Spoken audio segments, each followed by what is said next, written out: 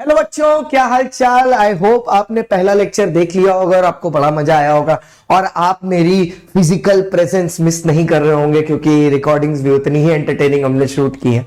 तो सर, अब जैसे कि आपको पता है अभी अनअकैडमी पर होली फीवर चल रहा है, तो आप में से जो बच्चे, और साथ में करेक्शन विंडो भी ओपन हो गया है, तो कोई अगर ऐसा बच्चा है जो पहले दोनों ग्रुप के लिए फॉर्म भरा लेकिन अब उसको ऐसा लग रहा है नहीं यार दोनों ग्रुप नहीं होने वाले, तो आप ना अपने आप से झूठ बोल के कोई फायदा नहीं है।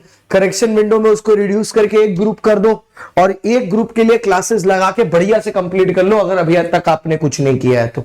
ठीक है, देखो सर, अगर कुछ भी नहीं किया है, मैं एकदम क्लियरली बोल रहा हूं, कुछ भी नहीं किया है तो सिर्फ रिवीजन देख के कुछ नहीं होने वाला। उसके लिए एटलीस्ट एक ग्रुप में तो इन डेप्थ स्टडी की जरूरत पड़ेगी। इसीलिए उसी हिसाब से हम लोगों ने ये सारे ऑफर्स निकाले। अगर आप देखो तो मेरा कोर्स सिर्फ 4399 में फुल कोर्स मिल रहा है आपको, वो भी अनलिमिटेड व्यूज के साथ। जितना देखना है उतना देखो, tracker, book, notes, everything will be available. Okay, now let us go, let us start. Okay, let us go, let us start. Okay, okay, चलो सर, इंटरनेट एक्सप्लोर। ओके, तो सर हम लोगों ने लास्ट डे जो topic जहां पर and किया था, वो हमारा टॉपिक क्या था सर? जो लास्ट डे हमारा एंड करने वाला टॉपिक था वो हमारा था चैप्टर, मतलब टॉपिक नंबर 131, कि जब कंपनी अपने खुद के बुक्स खोल रही है। तो हमने बोला था हाँ सर, अपने खुद के बुक्स तो आप खोल सकते हो, कोई प्रॉब्लम नहीं है उसमें, जब मन चाहे तब खोल सकते हो, कोई दिक्कत नहीं है।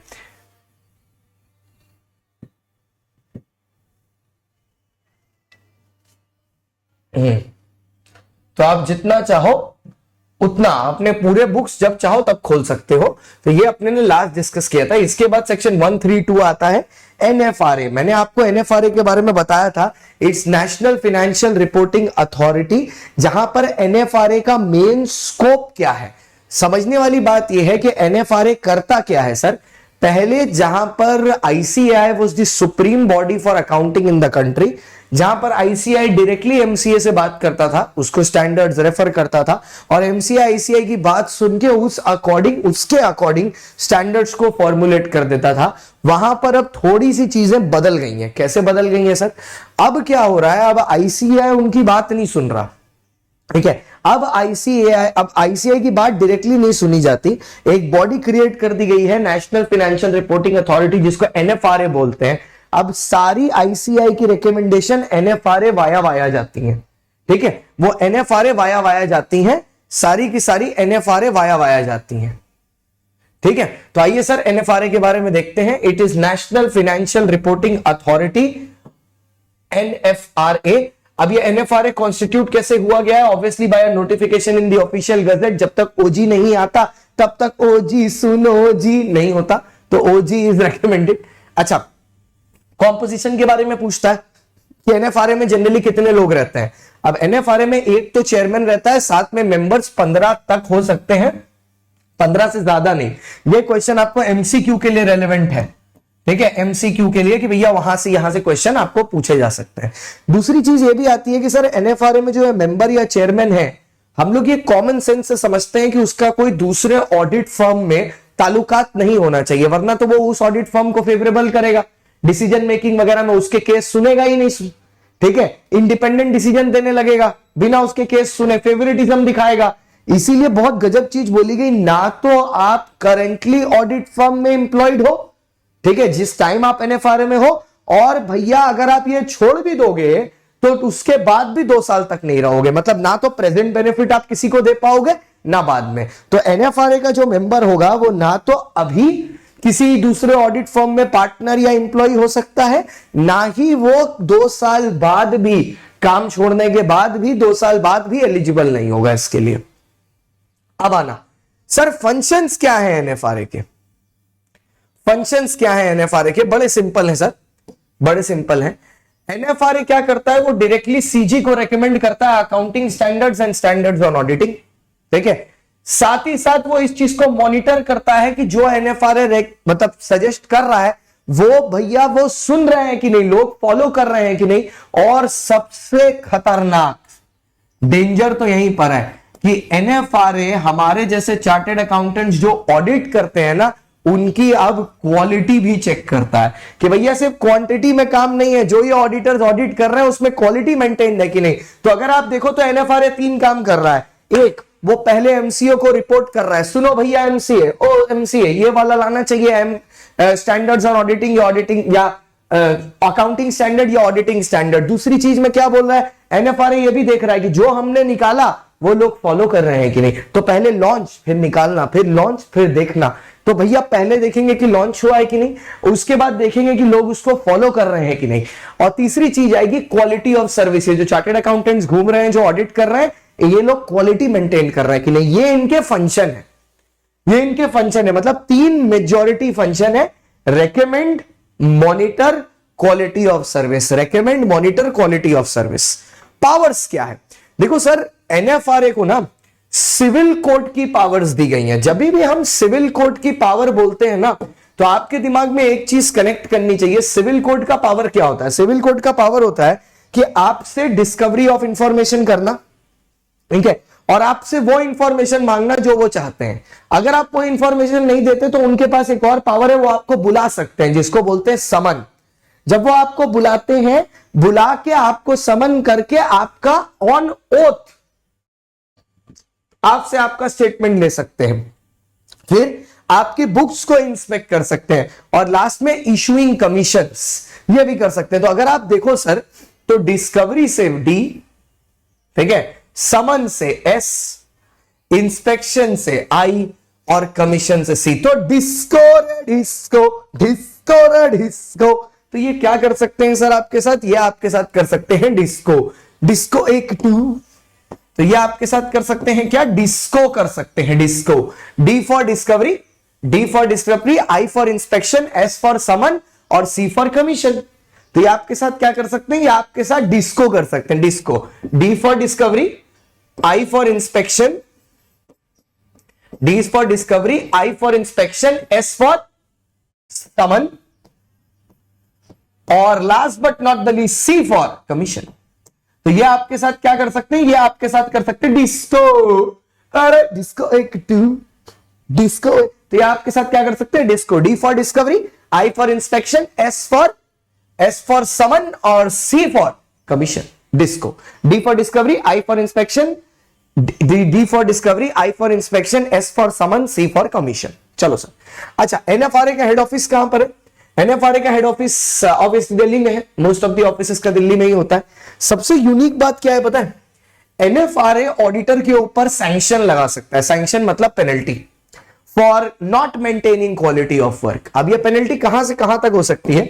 अगर आप एक इंडिविजुअल ऑडिटर हो तो ये पेनल्टी हो सकती है 1 लाख, और अप टू हो सकती है 5 टाइम्स योर फीस। ठीक है, मतलब मिनिमम मैक्सिमम रेंज बता रहे हैं 1 लाख और 5 टाइम्स योर फीस। अगर आप फर्म ऑफ ऑडिटर्स हो तो 5 लाख और 10 टाइम्स योर फीस। और साथ ही साथ ये आपको डिबार्ड भी कर सकते हैं। डिबार्ड मतलब आप कोई भी और ऑफिशियल असाइनमेंट ले ही नहीं पाओगे जिसमें मिनिमम हो सकता है 6 महीना, मैक्सिमम हो सकता है 10 साल। तो एनसीएलटी के पास काफी पावर है। लेकिन अगर आप एनसीएलटी के डिसीजन से खुश नहीं हो, देखो रेशियो पेनल्टी का फिर वही बन गया 1:5। ये 1:5 का रेशियो बहुत जगह पेनल्टीज का सेम है। ठीक है, 1:5। ये 1:5 का पूरा चैप्टर 4 में भी सेम रेशियो चल रहा है। ट्रांसफर ट्रांसमिशन में, पर्सोनेशन में, सेक्शन 57 की पेनल्टी पर्सोनेशन की। ठीक है, 66 रिडक्शन ऑफ कैपिटल 1:5। ये 1:5 बहुत जगह चल रहा है। ठीक है, तो individual auditor 1 lakh, maximum 5 times of fees. मतलब फर्म होगा तो 5 lakh, maximum 10 times of fees. और डिबार्डिंग आपको कहां से कहां तक करेंगे? Minimum 6 months, maximum up to 10 years. Minimum 6, minimum 6 months, maximum up to 10 years. तो इंडिविजुअल, फर्म और डिबार्डिंग, ये 3 चीजें मेंटेन की जाएंगी। दैट इज इट, और कुछ भी नहीं चाहिए, बस ये 3 चीजें। एक सेकेंड ना, थैंक्स फॉर अंडरस्टैंडिंग।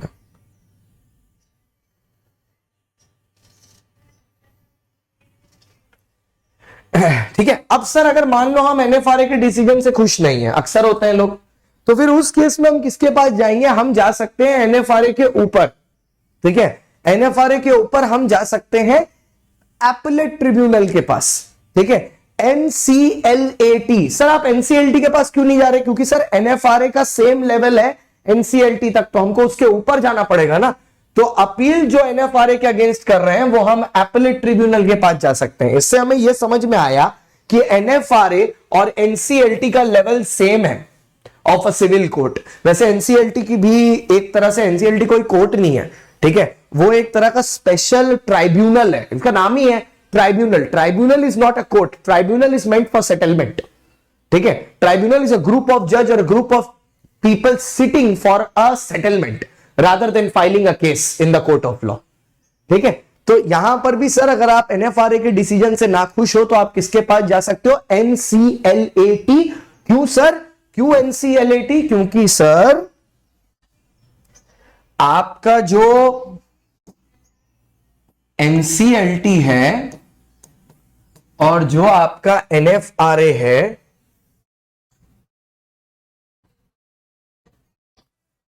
और जो NFRA है वो दोनों के बीच में NCLT जो है और जो NFRA है, ये दोनों की पावर्स सेम है, ये दोनों की पावर्स सेम है। इसीलिए इसकी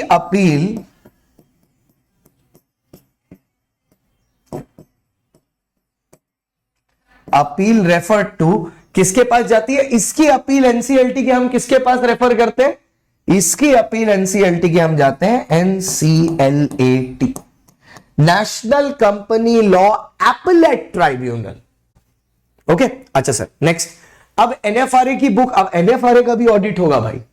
ऐसा नहीं है कि तुम्हारे ऊपर कंट्रोल नहीं होगा। जस्ट बिकॉज तुमको रखा है दूसरे बॉडीज का काम देखने के लिए, इसका मतलब ये नहीं कि तुम्हारा जो मन में आएगा वो तुम करोगे।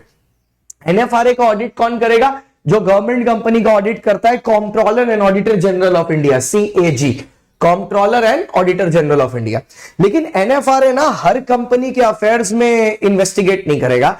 ये classes of company governed bye NFRA कौन कौन सी होंगी? एक तो लिस्टेड कंपनी को तो रहना ही है, ठीक है, लिस्टेड कंपनी को तो रहना ही है, साथ ही साथ अनलिस्टेड पब्लिक कंपनी भी हो जाएगी जो एक लिमिट को पार करती है, जिसका paid up share capital 500 crore के ऊपर है, टर्नओवर 1000 करोड़ के ऊपर है, या लोन्स 500 करोड़ के ऊपर है। तो it is basically 5 paid up share capital 500 crore के ऊपर है, टर्नओवर 1000 करोड़ के ऊपर है, लोन्स 500 करोड़ के ऊपर है। तो अगर ये limit greater than equal to meet हो रही है किसके द्वारा सर?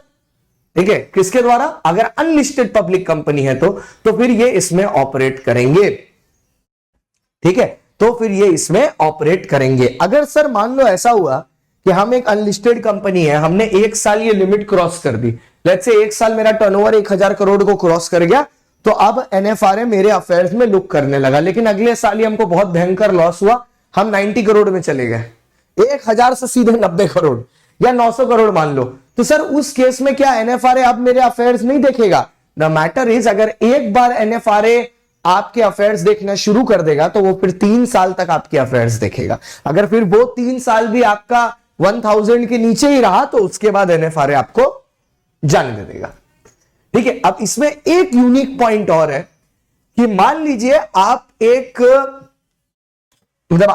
होल्डिंग कंपनी हो, ठीक है, मतलब आप एक सब्सिडरी हो, ठीक है, आप एक सब्सिडरी हो और आप इंडिया में लोकेटेड हो, ठीक है, लिस्टेड भी नहीं हो, ठीक है, और अनलिस्टेड हो और ये लिमिट के भी नीचे हो।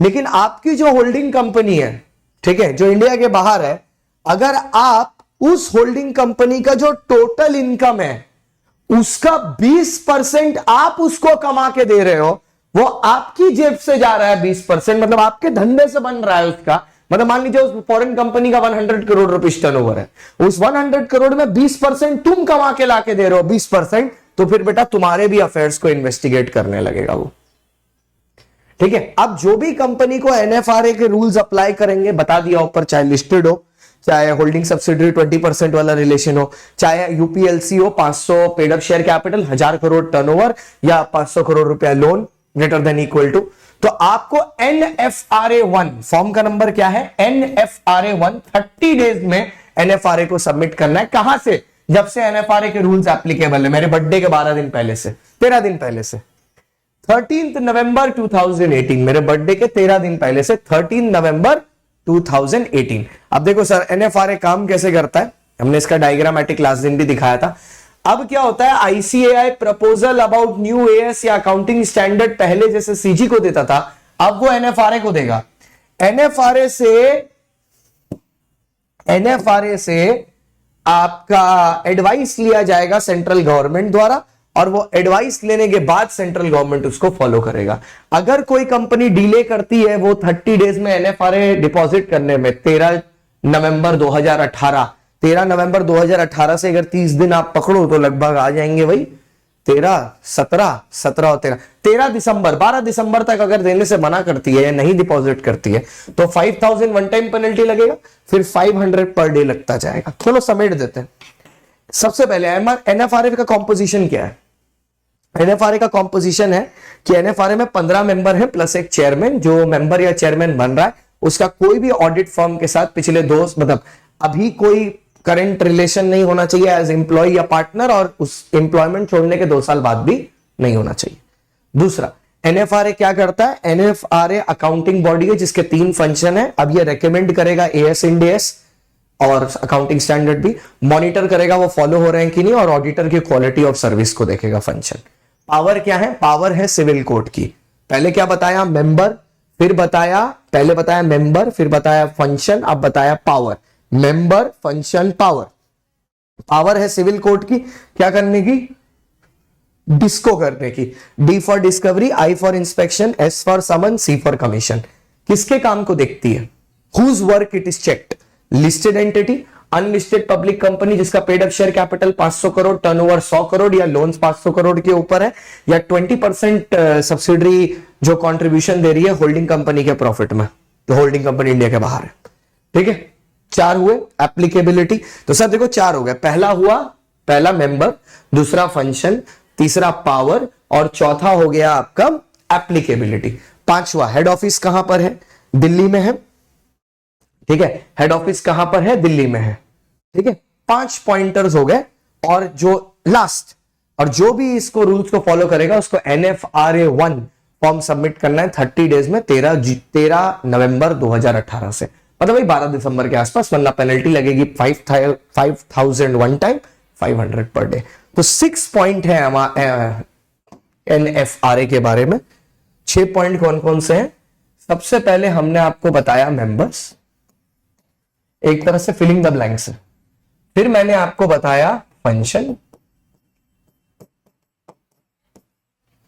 फिर मैंने आपको बताया पावर्स। ठीक है, मेंबर, फंक्शन, पावर। फिर मैंने आपको बताया एप्लीकेबिलिटी, किसको अप्लाई करता है। ठीक है, फिर मैंने आपको बताया हेड ऑफिस। ठीक है, फिर मैंने आपको बताया एप्लीकेबिलिटी, हेड ऑफिस, फिर बताया NFRA 1 फॉर्म नंबर। ठीक है, और लास्ट में पेनल्टी।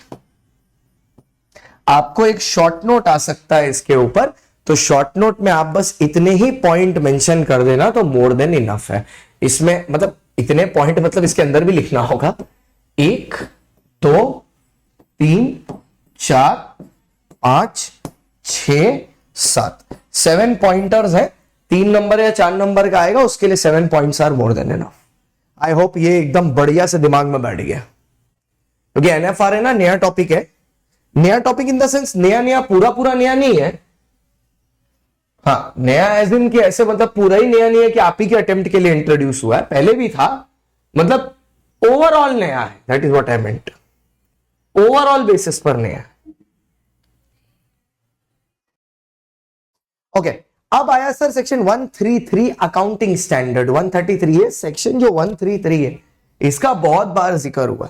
अगर आप देखो तो सेक्शन नंबर 55 जो कि है रिडेम्पशन ऑफ मतलब सॉरी सेक्शन नंबर 52 जो कि है सिक्योरिटीज प्रीमियम का यूज, उसमें भी ये सेक्शन आया था जिसमें ये बताता है कि जो कंपनियां section 133 that is accounting standards को फॉलो करती है वो सिक्योरिटीज प्रीमियम दो पर्पस के लिए यूज नहीं कर सकती। वो था एक रिडेम्पशन ऑफ प्रेफरेंस शेयर के लिए नहीं यूज कर सकती, दूसरा प्रिलिमिनरी एक्सपेंस को राइट ऑफ करने के लिए। तो ये जो सेक्शन 133 है बहुत ज्यादा इंपॉर्टेंट है। Section 133 notified by central government, it is notified by MCA.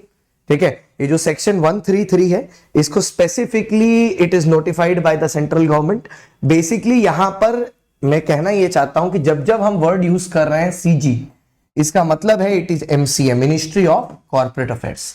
अब ये सेक्शन 133 क्या बताता है? ये सेक्शन 133 हमें ये बताता है कि इंडिया में अकाउंटिंग स्टैंडर्ड अब कैसे बनते हैं। तो सबसे पहले आईसीआई क्या करता है? रेकमेंड करता है अकाउंटिंग स्टैंडर्ड एनएफआरए को।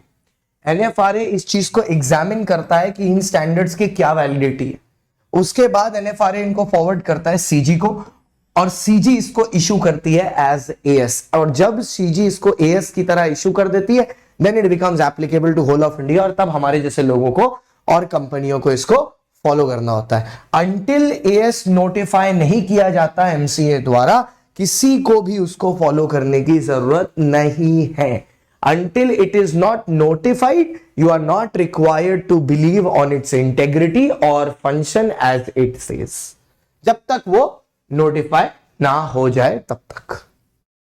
ओके, चलो सर अगले पे चलते हैं। सेक्शन 134। ओके, सेक्शन 134 अब आया sir, signing off financial statements. ये आखिरकार ये फाइनेंशियल स्टेटमेंट को साइन कौन करेगा? बड़ा इंटरेस्टिंग सेक्शन है। बोलता है फाइनेंशियल स्टेटमेंट को साइन कौन करेगा? जो चेयरपर्सन है, जो कंपनी का चेयरपर्सन है, ठीक है, या एनी टू डायरेक्टर्स जिसमें से एक होना चाहिए कंपनी का एमडी। एनी टू डायरेक्टर्स जिसमें से एक कौन होगा? कंपनी का एमडी। या तो सीईओ कर सकता है, चीफ एग्जीक्यूटिव ऑफिसर, या तो सीएफओ कर सकता है, ठीक है, चीफ फाइनेंशियल ऑफिसर, या फिर सीएस कंपनी सेक्रेटरी। ठीक है, उसके बाद सर ऑडिट रिपोर्ट पर आए। ऑडिट रिपोर्ट साइन कौन करता है? ऑडिट रिपोर्ट साइन करता है सर, ऑडिट रिपोर्ट साइन करता है आपका, नहीं क्या बोलते हैं, ऑडिट रिपोर्ट साइन करता है sign by the auditor of the company. ठीक है, ऑडिटर के बाद इसको साइन, जब ऑडिट रिपोर्ट साइन की जाती है तो इसको ऑडिटर साइन करता है। ऑडिटर साइन करने के बाद ऑडिटर इसमें जो साइन किया जाता है, तो ये जो financial statement, audit report, notes to accounts और कैश फ्लो स्टेटमेंट होता है, इसको पब्लिश किया जाता है कहां? कंपनी की वेबसाइट पर। ठीक है, ये कंपनी की वेबसाइट पर पब्लिश किया जाता है। और जो मैंने लास्ट डे भी बताया था, जो नोटिस दी जाती है सेक्शन 101 में, उस नोटिस के साथ इसको फॉरवर्ड किया जाता है। It is forwarded along with the notice which is given under section 101। जो 21 डे की नोटिस मेंबर्स को दी जाती है उसके साथ इसको फॉरवर्ड किया जाता है।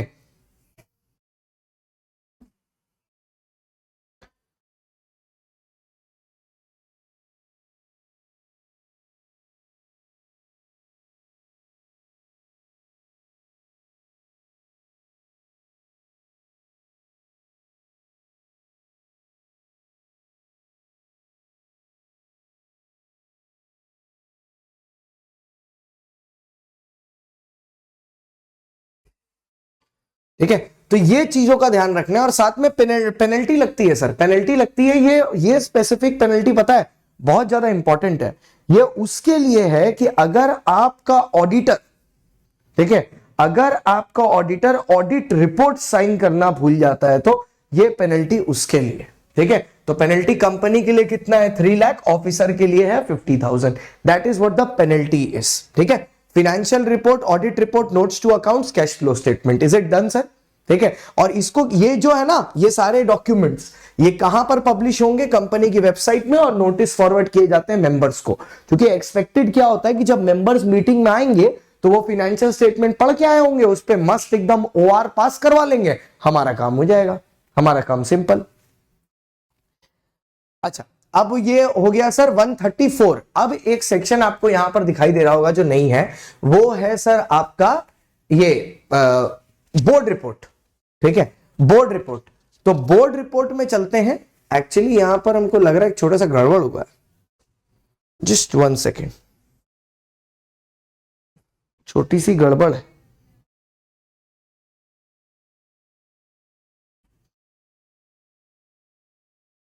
मैं बस चेक कर रहा हूं कि आपके नोट्स में भी ये गड़बड़ है कि बस यहीं पर है।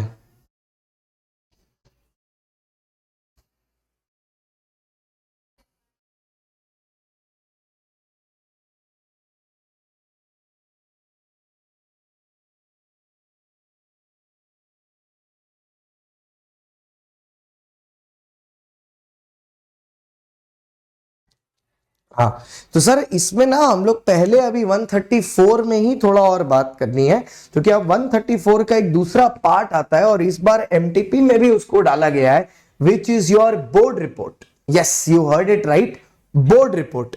तो सर बोर्ड रिपोर्ट के बारे में मैं क्या कहूं, बहुत ही सही टॉपिक है। बेसिकली होता क्या है सर, मैं आपको समझाता हूं कि जो कंपनी के डायरेक्टर्स होते हैं ना, उनको कंपनी की जनरल मीटिंग जो होती है उसमें बोर्ड रिपोर्ट भी, वो जो 101 की नोटिस होती है ना, उसके साथ बोर्ड रिपोर्ट भी सबमिट की जाती है।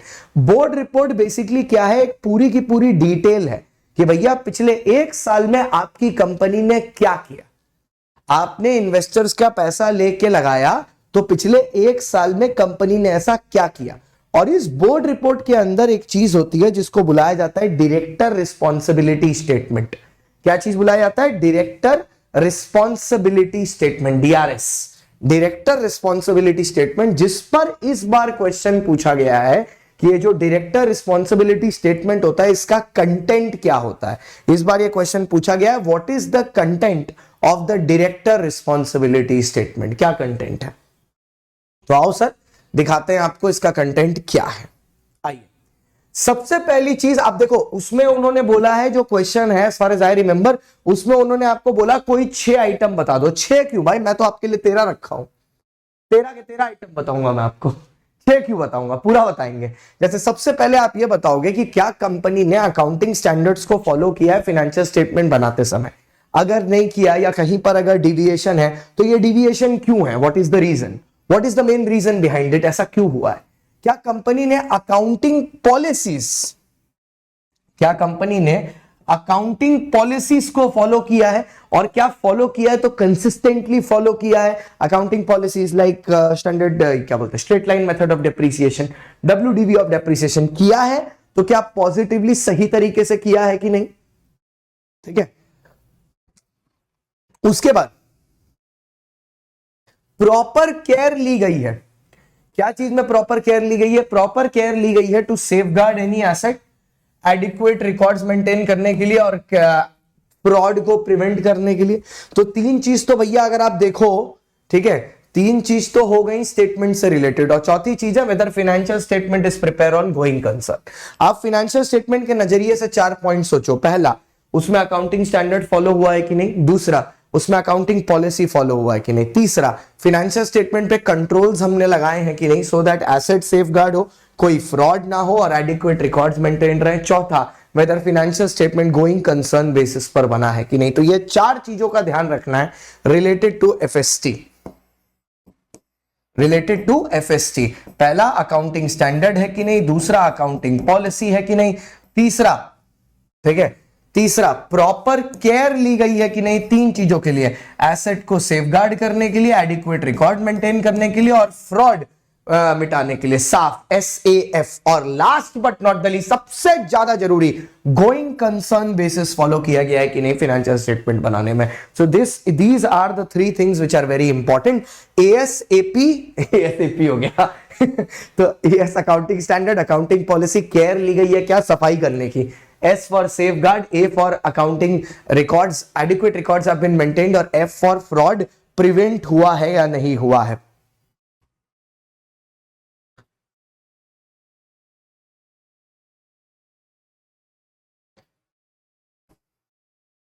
फ्रॉड प्रिवेंट हुआ है या नहीं हुआ है।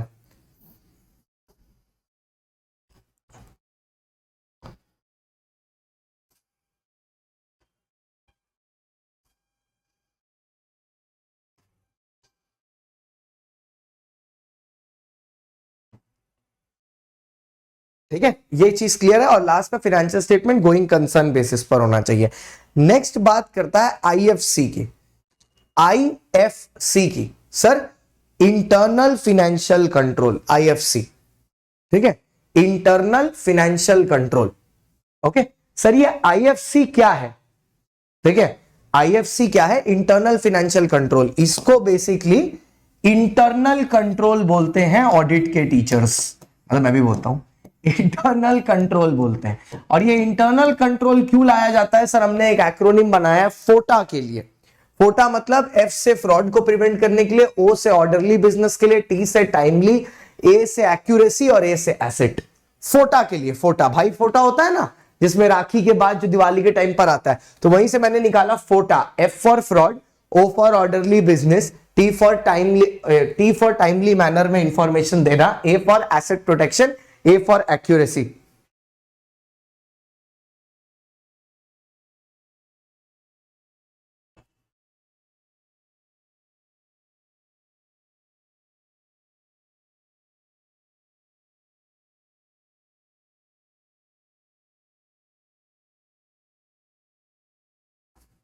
ठीक है, अच्छा अब फोटा में सर एक चीज याद रखना, एफ फॉर फ्रॉड होगा, ठीक है, O for orderly business, T for timely manner, A for asset, A for accuracy, फोटा।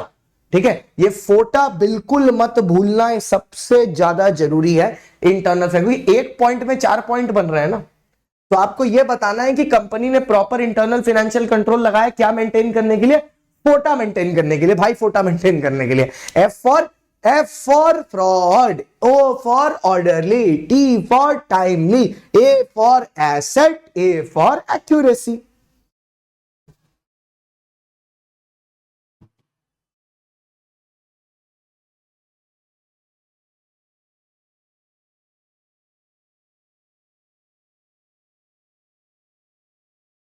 सर आइकॉनिक बुक्स का क्या स्टेटस है, मतलब बच्चों को जारी है? आओ sir, next, fraud reported by auditor. ये भाई मतलब ये अलग लेवल इंपॉर्टेंट सेक्शन है, ये आएगा 143.12, ये आएगा चैप्टर नंबर 10 में। ये क्या होता है सर, हम बताते हैं आपको, सुनिए। ऑडिटर की एक रिस्पॉन्सिबिलिटी होती है कि भैया अगर उसने फाइनेंशियल स्टेटमेंट चेक किए और फाइनेंशियल स्टेटमेंट में 1 करोड़ के ऊपर का अगर कोई फ्रॉड दिख रहा है, तो अंडर सेक्शन 143 सबसेक्शन 12 उसका काम होता है कि उसको एमसीए को रिपोर्ट करना है। अगर 1 करोड़ के नीचे है तो एमसीए के पास रिपोर्ट नहीं जा रही, लेकिन अगर 1 करोड़ के ऊपर है तो एमसीए के पास रिपोर्ट जा रही है। पूरा प्रोसेस होता है इसका, पहले वो कंपनी को इन्फॉर्म करेगा, वेट करेगा कि कंपनी से रिप्लाई आए, कंपनी से रिप्लाई आएगा तो कंपनी के रिप्लाई को लेटर में इंक्लूड करेगा, फिर उसको सबमिट करेगा जाके, ठीक है, लेकिन एमसीए तक बात पहुंचाएगा।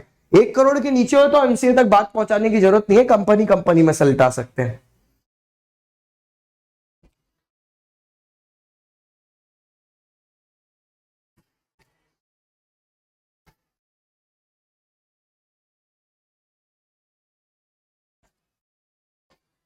ठीक है, अच्छा अब आते हैं सर नेक्स्ट पॉइंट पर। 6 पॉइंट यहां हो गए। अच्छा, अगर आप एमटीपी मतलब सॉरी एमटीपी बोल रहे हैं, अगर आप एमटीपी के क्वेश्चन के हिसाब से देखो तो आपका आंसर यहीं खत्म हो गया।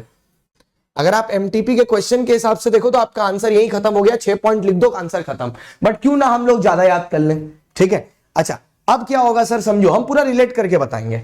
अब जो ऑडिटर है ना, वो आपकी कंपनी में आया, तो ऑडिटर का मेन काम क्या होता है? फाइनेंशियल स्टेटमेंट पर कमेंट देना। तो इसने 100% फाइनेंशियल स्टेटमेंट पर कमेंट दिया होगा। अब कमेंट क्या किया होगा, या तो अच्छी चीज या तो बुरी चीज। अगर उसने अच्छी किया तो ठीक, लेकिन अगर कोई भी स्टेटमेंट ऑडिटर ने ऐसा दिया है विच इज अ क्वालिफिकेशन, जिसको रिमार्क बोलते हैं कि यार कंपनी में ये गलत हो रहा है या ये गलत हो रहा है, तो उस पर हमारी क्या टिप्पणी है, उस पर हम क्या कहना चाहते हैं, मतलब उस पर हमारा क्या ओपिनियन है, हमारा क्या रिव्यू है उस चीज का, वो भी उसका एक्सप्लेनेशन हमको रिकॉर्ड करना है।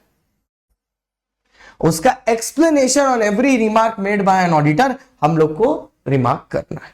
मतलब बेसिकली क्या है, वहां पर बैठे हुए जो हमारे भाई बंधु हैं, उनको हर एक चीज का जवाब देना, ठीक है, उनको हर एक चीज का जवाब देना है on every qualification which the auditor makes.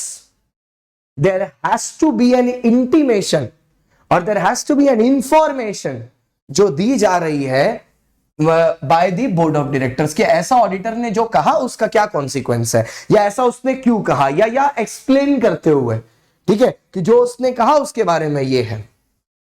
Okay, उसके अलावा सर आता है particulars of loans, again section 186। Sir 186 basically जब आप फाइनल में जाओगे तब पढ़ोगे, यहां पर इन्वेस्टमेंट गारंटी लोन्स वगैरह आते हैं। तो अगर कोई भी डायरेक्टर ने कोई लोन्स गारंटी या इन्वेस्टमेंट्स कंपनी को दिए या कंपनी से ली है तो उसके बारे में पूरी इंफॉर्मेशन चाहिए। कोई भी मटेरियल चेंजेस जो फाइनेंशियल स्टेटमेंट में हुआ है वो बताने हैं। और सर आजकल एक बहुत अच्छी हवा चली है कि एनर्जी कंजर्वेशन करना है, तो एनर्जी कंजर्वेशन की तरफ जो भी स्टेप्स एक कंपनी ने लिया है वो स्टेप्स के बारे में आपको डिटेल्ड इंफॉर्मेशन देनी है, that what are the steps which have been taken for the purpose of energy conservation. Is it clear sir? What are the steps which have been taken for energy conservation? अभी कोई doubt sir यहां पर? I guess ये तो अभी पूरा बैठ गया दिमाग में। Any doubt whatsoever? ठीक है, आओ सर। अब बारी आई सर, अब समझो पॉइंट नंबर 10, 11, 12, ठीक है, एक साथ समझो, एक ही मुद्दे पर बात कर रहे हैं। 10, 11, 12 एक चीज होती है जो सेक्शन 135 में आपको पढ़ाऊंगा, CSR, कॉर्पोरेट सोशल रिस्पॉन्सिबिलिटी। हर कॉर्पोरेट बॉडी की एक सोशल रिस्पॉन्सिबिलिटी है कि एक सोसाइटी की तरफ कुछ वापस रिटर्न करना, जो ये सोसाइटी से इतना कुछ लिए हैं तो बदले में कुछ देना चाहिए, बेसिकली वो कह रहे हैं। अब इसी में अगर आपने कोई स्टेप्स लिए हैं एनर्जी कंजर्वेशन की तरफ, तो आप बताओ कि भैया हमने सोलर पैनल लगाया है वगैरह वगैरह, ये सारी चीजें लगाई हैं और हम लोग वहां पर रिन्यूएबल एनर्जी का यूज कर रहे हैं अपनी फैक्ट्रीज में, तो ये आप बता दो इसको करते टाइम आपने कौन कौन सी न्यू टेक्नोलॉजी अडॉप्ट की है, क्या आपने कोई नए चेंजेस किए हैं, क्या आप कोई नई टेक्नोलॉजी का यूज कर रहे हो, ऐसा कुछ है तो, और आपकी CSR पॉलिसी क्या है इससे related, what is your CSR policy, ठीक है, कि मतलब ये कहां कहां पर किस किस सेक्टर में खर्चा करना है। वहां पे 4 एक बने, ऑडिटर से बने 1 चेंजेस, 3 बने CSR से, और लास्ट में बोर्ड अपनी साल भर की परफॉर्मेंस का एक ट्रू इवैल्यूएशन देता है।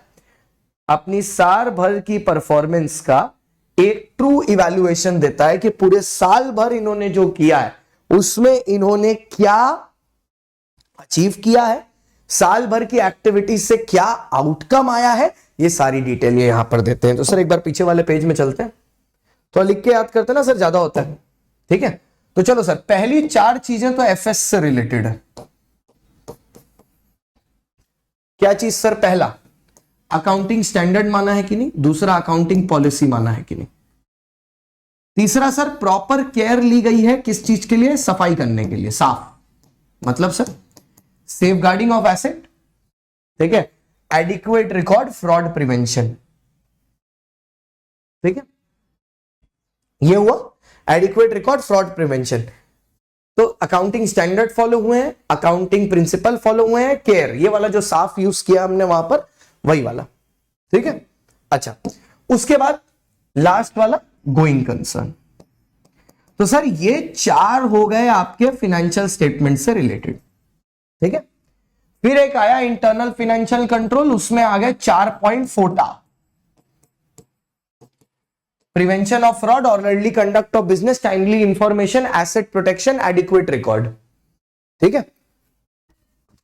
उसके बाद एक बार फ्रॉड हुआ, 2 बार फ्रॉड हुआ, तो एक पॉइंट ही ला देते हैं फ्रॉड का, 143(12) रिपोर्टिंग ऑफ फ्रॉड।